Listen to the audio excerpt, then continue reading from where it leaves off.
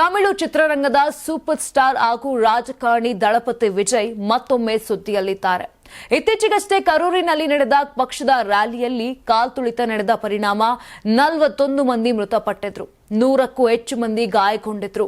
ಈ ಘಟನೆಗೆ ಸಂಬಂಧಿಸಿದಾಗೆ ವಿಜಯ್ ತೀವ್ರ ಟೀಕೆಗೆ ಗುರಿಯಾಗಿದ್ರು. ಈ ಹಿನ್ನೆಲೆಯಲ್ಲಿ ಅಪಾರ ಜನರನ್ನ ಮತ್ತೆ ಸೇರಿಸುವ ಕಾರ್ಯಕ್ರಮಕ್ಕೆ ಮುಂದಾಗಿರುವುದು ಮತ್ತಷ್ಟು ಚರ್ಚೆಗೆ ಕಾರಣವಾಗುತ್ತಿದೆ.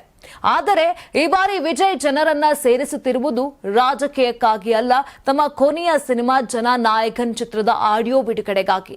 ಹೌದು, ರಾಜಕೀಯ ಪ್ರವೇಶದ ನಂತರ ದಳಪತಿ ವಿಜಯ್ ಸಿನಿಮಾ ರಂಗದಿಂದ ನಿವೃತ್ತಿಯಾಗಲು ನಿರ್ಧರಿಸಿದ್ದು ಜನ ನಾಯಕನ್ ಅವರ ಅಂತಿಮ ಚಿತ್ರವಾಗಲಿದೆ. 2026 ಜನವರಿ 9ರಂದು ಚಿತ್ರ ಬಿಡುಗಡೆ ನಿಗದಿಯಾಗಿದೆ. ಈ ಚಿತ್ರಕ್ಕೆ ಈಗಾಗಲೇ ಭರ್ಜರಿ ಪ್ರಚಾರ ಆರಂಭವಾಗಿದ್ದು, ಆಡಿಯೋ ರಿಲೀಸ್ ಕಾರ್ಯಕ್ರಮವನ್ನು ಅತಿ ದೊಡ್ಡ ಮಟ್ಟದಲ್ಲಿ ಆಯೋಜಿಸಲಾಗಿದೆ. ಈ ವಿಶೇಷ ಕಾರ್ಯಕ್ರಮ ಭಾರತದಲ್ಲಿ ಅಲ್ಲ, ಬದಲಾಗಿ ಮಲೇಷಿಯಾದಲ್ಲಿ ನಡೆಯಲಿದೆ. ಡಿಸೆಂಬರ್ 27ರಂದು ನಡೆಯಲಿರುವ ಈ ಸಂಗೀತ ಕಾರ್ಯಕ್ರಮದಲ್ಲಿ ಲಕ್ಷಾಂತರ ಅಭಿಮಾನಿಗಳು ಮತ್ತು ಗಣ್ಯರು ಭಾಗವಹಿಸುವ ನಿರೀಕ್ಷೆ ಇದೆ. 1 ಲಕ್ಷ ಆಸನ ಸಾಮರ್ಥ್ಯ ಹೊಂದಿರುವ ಮಲೇಷಿಯಾದ ಸ್ಟೇಡಿಯಂನಲ್ಲಿ ಈ ಆಡಿಯೋ ರಿಲೀಸ್ ಕಾರ್ಯಕ್ರಮ ನಡೆಯಲಿದೆ. ದುಬಾರಿ ಪ್ರವೇಶ ಟಿಕೆಟ್ಗಳು ಈಗಾಗಲೇ ಮಾರಾಟ ಆರಂಭವಾಗಿತ್ತು. ಈ ಕಾರ್ಯಕ್ರಮದ ಮೂಲಕ ಗಿನ್ನಿಸ್ ವಿಶ್ವ ದಾಖಲೆ ನಿರ್ಮಾಣ ಮಾಡಲು ಚಿತ್ರತಂಡ ಯೋಚನೆ ಮಾಡಿದೆ. ದಳಪತಿ ವಿಜಯ್ಗೆ ಗೌರವ ಸಲ್ಲಿಸಲು ಟಿಪ್ಪು, ಎಸ್ಪಿಬಿ ಚರಣ್, ಅನುರಾಧ ಶ್ರೀರಾಮ್, ವಿಜಯ್ ಯೇಸುದಾಸ್ ಮುಂತಾದ ಜನಪ್ರಿಯ ಗಾಯಕರ ವಿಶೇಷ ಸಂಗೀತ ಪ್ರದರ್ಶನ ಇರಲಿದೆ.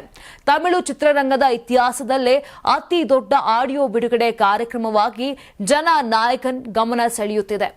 ಕೆವಿಎನ್ ಪ್ರೊಡಕ್ಷನ್ ನಿರ್ಮಾಣದಲ್ಲಿ ಎಚ್ ವಿನೋದ್ ನಿರ್ದೇಶನದ ಈ ಚಿತ್ರದಲ್ಲಿ ಪೂಜಾ ಹೆಗ್ಡೆ ಹಾಗೂ ಬಾಬಿ ಡಿಯೋಲ್ ಪ್ರಮುಖ ಪಾತ್ರಗಳಲ್ಲಿ ಕಾಣಿಸಿಕೊಳ್ಳುತ್ತಿದ್ದಾರೆ. ನೀವು ಸಣ್ಣ ಆಗ್ಬೇಕಲ್ವಾ? ಅದು ಒಂದು ಉತ್ತಮ ಆಹಾರದಿಂದ ಸಣ್ಣ ಆಗ್ಬೇಕಲ್ವಾ? ಪ್ರತಿದಿನ ನಮ್ಮ ಜೀನಿ ಸ್ಲಿಮ್ ನ ಯೂಸ್ ಮಾಡಿ ಯಾವುದೇ ಸೈಡ್ ಎಫೆಕ್ಟ್ ಇಲ್ದಂಗೆ ನೀವು ಸಣ್ಣ ಆಗ್ತೀರಾ. ನಿಮಗೆ ಮಾಧ್ಯಮದಲ್ಲಿ ಕೆಲಸ ಮಾಡುವ ಆಸಕ್ತಿ ಇದೆಯಾ? ಹಾಗಾದ್ರೆ ಕರ್ನಾಟಕ ಟಿವಿ ಡಿಜಿಟಲ್ ಮೀಡಿಯಾದಲ್ಲಿದೆ ನಿಮಗೆ ಒಳ್ಳೆಯ ಅವಕಾಶ. ಆಯ್ಕೆಯಾದವರಿಗೆ ಉಚಿತ ತರಬೇತಿ ಕೊಡ್ತೀವಿ. ತರಬೇತಿ ನಂತರ ಕೆಲಸ ಮಾಡುವ ಅವಕಾಶನೂ ಕೊಡ್ತೀವಿ. ಈ ಕೂಡಲೇ ನಿಮ್ಮ ಮಾಹಿತಿಯನ್ನ ಮೇಲ್ ಮಾಡಿ.